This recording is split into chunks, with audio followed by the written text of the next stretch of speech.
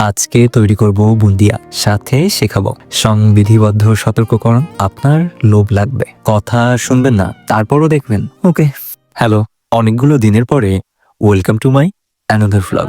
যেন ভালোবেসে আলো জেনেছিল সূর্যের আলো তাই।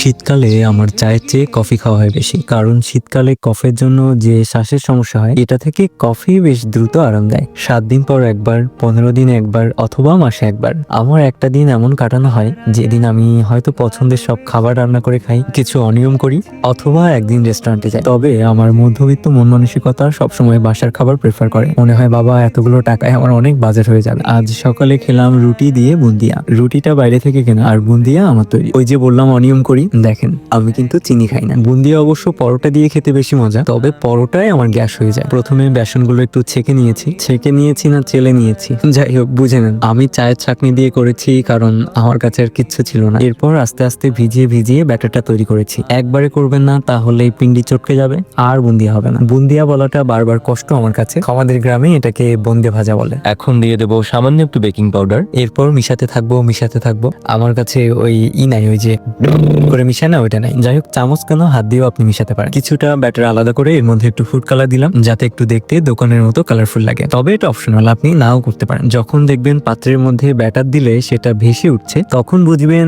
এটা বুন্দিয়া তৈরি করার জন্য একদম রেডি।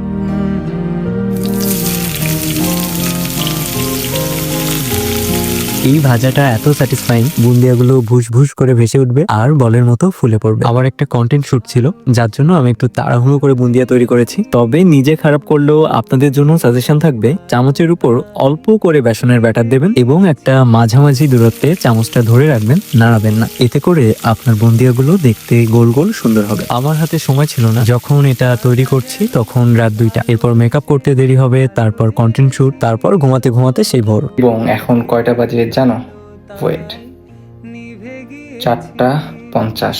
যেহেতু কালকে ফ্রাইডে, ওঠার তাড়া নাই, রান্নার তাড়া নাই, সো কেমন লাগছে ভিডিওটা জানাও। তাই জন্য আমার একটু তাড়াহুড়ো করতে হয়েছিল, আর সব দিন তো ভিডিও তৈরির সময় পাই না, তাই যেদিন পাই একদম উঠে বসে লেগে যায়। চুলার জালটা মিডিয়াম টু হাই রেখে আমি 2 বাটি চিনি দিয়ে চিনির রস তৈরি করে নিয়েছি, এবং এর মধ্যে অবশ্যই এলাচ দিতে ভুলবেন না, দেখবেন বুন্দিয়ায় দারুণ একটা স্মেল আসবে। তারপর চিনির রসটা ঠান্ডা হলে যেন জমে না যায়, তার জন্য দিয়ে দিতে হবে লেবু। আমি হয়তো গোটা হাফ দিয়েছিলাম, আপনারা আপনাদের রসের পরিমাণের, চিনির রসের পরিমাণের উপর ডিপেন্ড করে দিতে পারেন। অনেকে ভিনেগার দেয়, কিন্তু আমি সাজেস্ট করবো লেবুর রস। তারপর চিনির রসে ভিজিয়ে রাখলে বুন্দিয়া রেডি। সহজ না? ভিডিওটা শেয়ার করে রাখুন, কালকে তৈরি করে আমাকে দাওয়াত দেবেন। আমি ওই যে রাত 2টা-3টার দিকে হয়তো ভিজিয়েছি, আর পরদিন রুটি দিয়ে খেলাম সকাল 7টা-8টার দিকে। অনেক বেশি নরম ভ্যাদা আমার ভালো লাগে না, তাই একটু ঝুরঝুরে করেছি। তবে সবটাই চিনির রসে ভিজেছিল। শুধু তো আর রস খেলে পেট ভরবে না, ভাতও খেতে হবে। আর দুপুরবেলা রান্না করছি আপনার পছন্দের তরকারি। শীতকালে ফুলকপি, টমেটো, আলু, শিম দিয়ে মাছের ঝোল কম বেশি আমাদের সবার বাসায় হয়। আর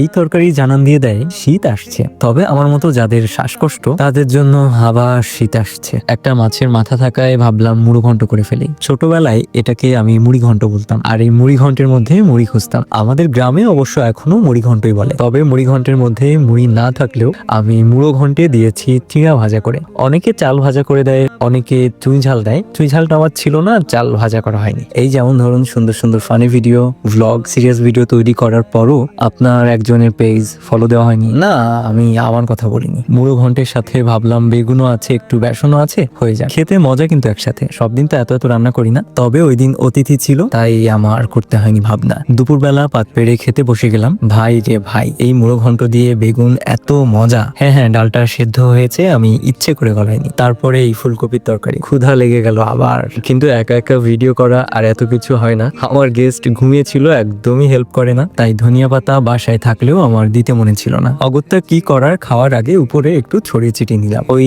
নাই মামার চেয়ে কানা মামা ভালো। কতটুকু বাঁচবো আর কতদিনই বা বাঁচবো? 60 বছর, নয়তো 70, নয়তো 75, খুব লাকি হলে 80। খুব বেশি সময় নিয়ে আসিনি তো। আর মৃত্যু খুব সন্তর্পণে এগিয়ে আসছে। টুপ করে হাতে থাকা সব সেকেন্ড, সব দিন শেষ হয়ে যাবে। একজন মানুষের কাছে যখন অফুরন্ত টাকা থাকে, তখন তার টাকার বিলাসিতা মানায়, কিন্তু একজন মানুষের কাছে যখন কয়েকশো টাকা থাকে, তখন তার টাকার বিলাসিতা মানায় না। একইভাবে আয়ু যদি কয়েক হাজার বছর হতো তখন হয়তো সময়ের বিলাসিতা মানাতো। এত অল্প দিনে জীবনে হিংসা, বিদ্বেষ, রাগ, অভিমান, উস্কানিমূলক কাজকর্ম, সম্পত্তি নিয়ে রেষারেষি, ঘৃণা, কষ্ট, মন খারাপ, এসব ব্যাপারগুলোতে সময় নষ্ট করে কি লাভ? নিজেকে সময় দাও, ভালো বই পড়ো, আর টুক করে বেরিয়ে পড়ো পছন্দের কোনো একটা জায়গায়। রাত জেগে আকাশ দেখো, ভোরের সূর্য উদয় দেখো, সন্ধ্যায় পাখিদের ঘরে ফেরা দেখো, ভরা পূর্ণিমায় কিংবা ভরা অমাবস্যায় প্রবল জলরাশি নিয়ে সাগর কিভাবে ফুঁসে ওঠে দেখো। নিষ্পাপ আনন্দের উচ্ছলতা দেখো।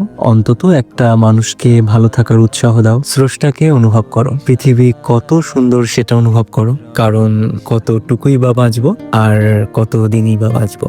হ্যালো, ভালো থাকতে ভুলবো না। দেখা হচ্ছে পরবর্তী ভ্লগে।